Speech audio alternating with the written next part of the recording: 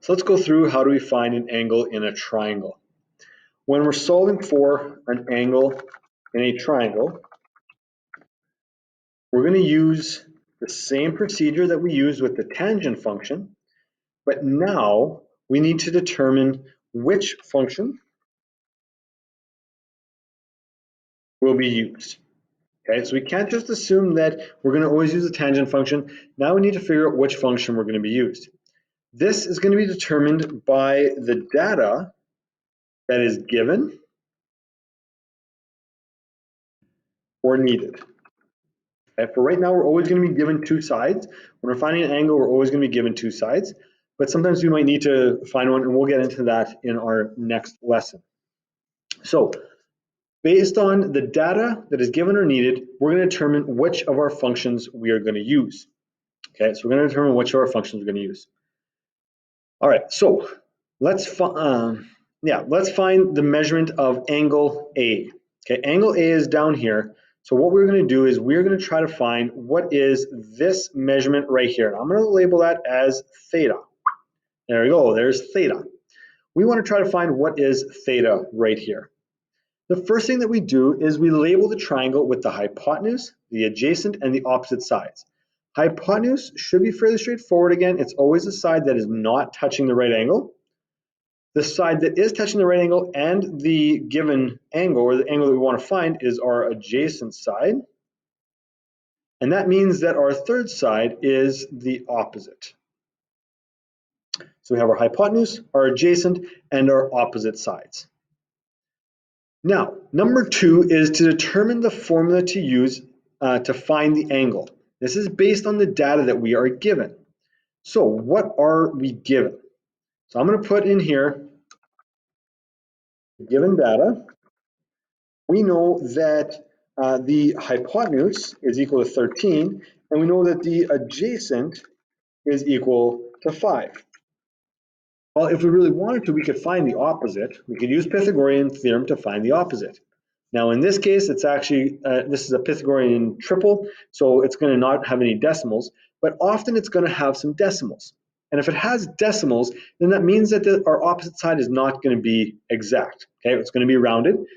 But if we have the hypotenuse and the adjacent, we can use our cosine function to solve for our problem here, okay, or to solve our for the angle. So we are going to use the cosine function to solve for our angle. Now you don't need to memorize these. You can put them onto a cheat sheet, or I'll have a formula page for you as well in class. So you don't need to memorize these, but it's important that we know how to use them. So now that we have this, okay, we input the values into the formula. So we're going to find angle. So we are going to find angle, and now we're going to do the inverse again, and we plug in our values. Our adjacent side is 5, our hypotenuse is 13. And so we put those values into the equation. All right, now we're going to do, so that should be a -1. There you go, cos -1. Make sure we get that right. Now we put this into our calculator, but remember, we're dealing with cos. So again, make sure that your calculator is in degrees. Okay, most of your calculators will usually stay there. Mine automatically stays in degrees. This one here always wants to go to radians. We're going to do 5 divided by 13 equals inverse. Now we're doing cos. So you know it's cos -1. Inverse cos of the answer is going to be 67.38 degrees, or we can round it to 67 degrees.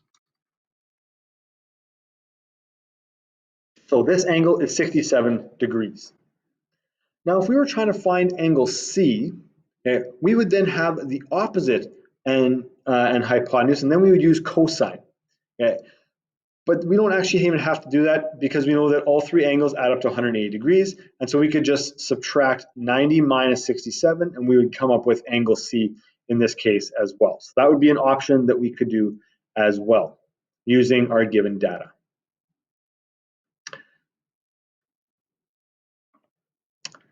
Let's do a couple other examples here. So example number 1. Let's find the unknown angle right here, the unknown angle theta. We're given two sides. So first things first, the first thing we always do is we label our sides. This is the hypotenuse, longest side, not touching the right angle. This side right here is touching the right angle. That means that it is one of our legs, but it's not touching the angle that's given. So this is our opposite side. And that in turn means that this is our adjacent side. Our given information in this case here is our hypotenuse. So given data is we know the hypotenuse is equal to 19 centimeters, and we know that the opposite side is equal to 17 centimeters. So we're given this data, and now we want to find the angle. Well, we have a function that deals with opposite and hypotenuse, or we have a ratio. Okay, cosine does not, tangent does not, sine does. So in this case here, we're going to use now our sine function. Okay, that's what we're going to determine. We're going to use our sine function to solve for this angle here. So we know that sine of theta is equal to opposite over hypotenuse. And so when we convert that, we know that theta is equal to sine -1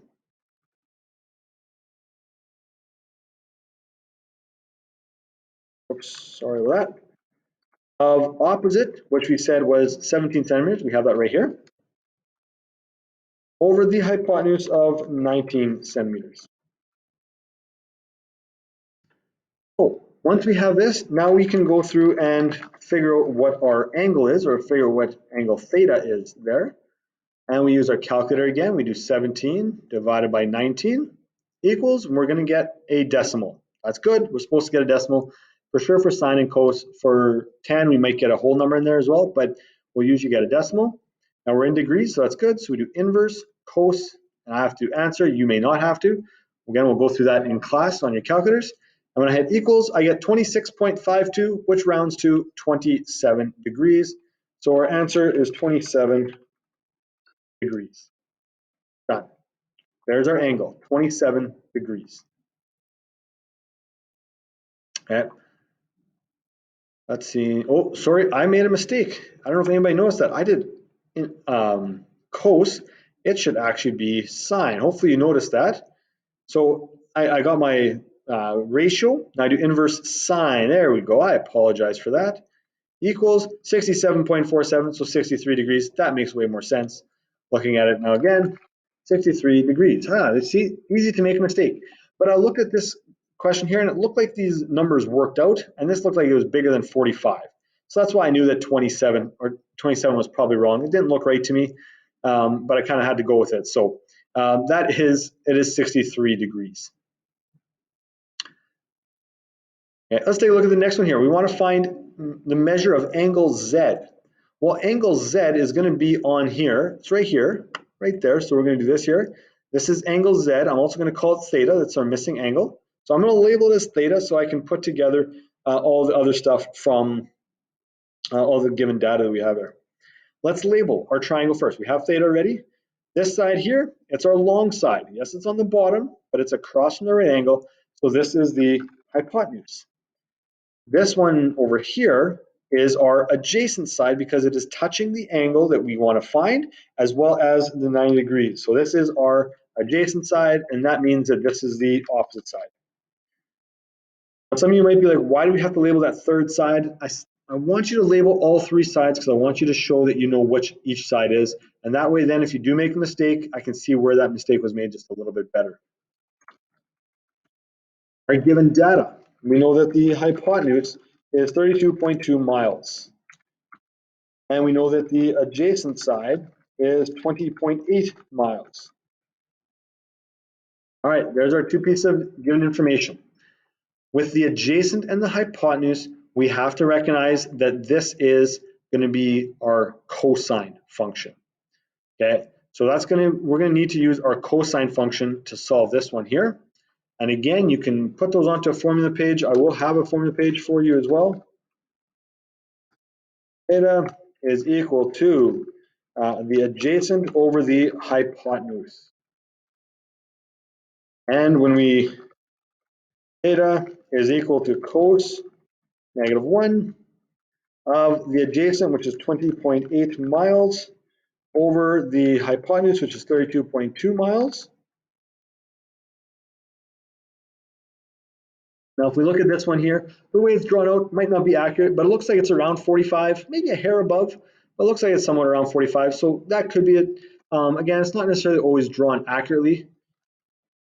Sometimes I just put numbers in, but let's see what it's going to be. So we're going to have 20.8 divided by 32.2, and we get this as a value. Now we're using cos, so I need to remember that, as I didn't last time, and it is 49.76 or 50 degrees.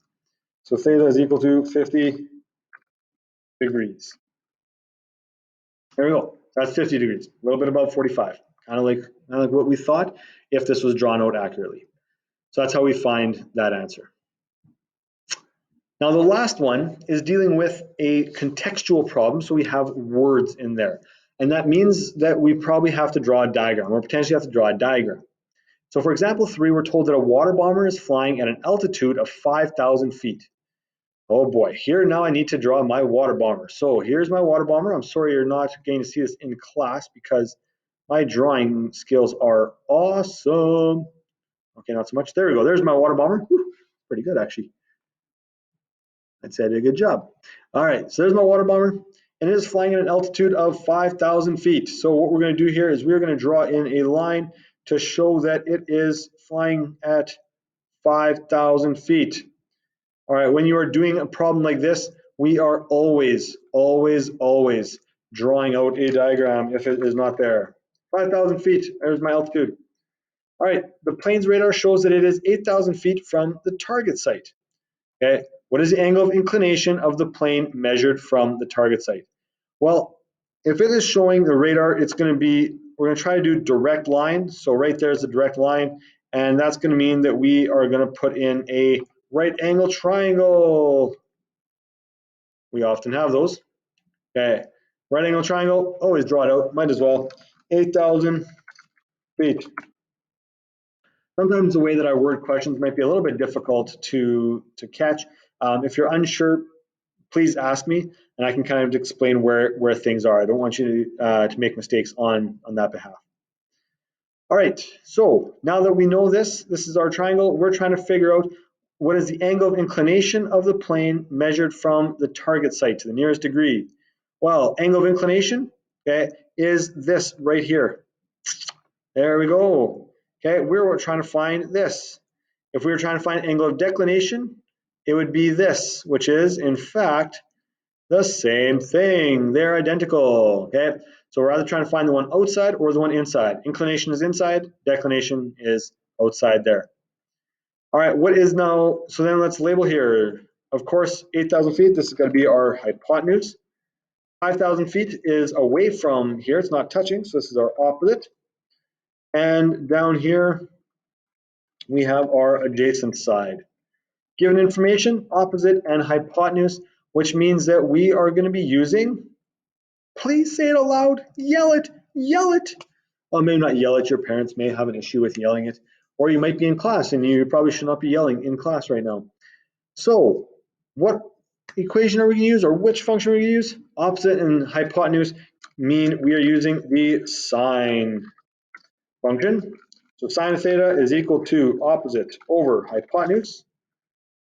And when we plug our information in, we got really big numbers, but that's just fine.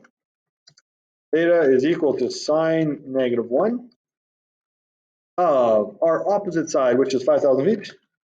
5,000 feet over our hypotenuse, which is 8,000 feet.